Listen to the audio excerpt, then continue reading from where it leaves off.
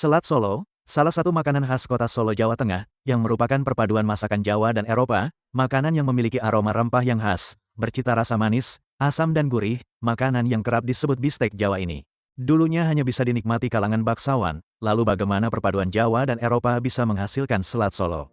Selat Solo sendiri muncul bersamaan dengan pembangunan Benteng Vastenbroek, yang terletak di depan Gapura Keraton Surakarta. Disinilah pihak dari Belanda dan keraton sering mengadakan pertemuan. Dalam setiap pertemuan selalu disediakan makanan oleh pihak keraton, namun makanan yang disediakan tidak sesuai dengan selera orang Belanda saat itu, yang menginginkan makanan berbahan utama daging seperti beef steak di Eropa, yaitu daging yang biasanya disajikan dengan ukuran besar dan dimasak setengah matang.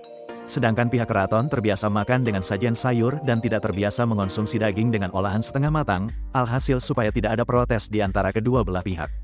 Daging yang semestinya dimasak setengah matang diubah menjadi daging cincang yang dicampur bahan lain seperti sosis, telur dan tepung roti, kemudian dibentuk menyerupai lontong dan dibungkus menggunakan daun pisang lalu dikukus hingga matang. Kemudian disajikan dengan sejumlah bahan lain seperti kentang, buncis, wortel, timun, irisan tomat, telur hingga daun selada yang sudah direbus. Kemudian diberi kuah kecap encer khas Jawa dan saus mayones. Perpaduan ini disukai kedua belah pihak dan dikenal sebagai Selat Solo hingga saat ini.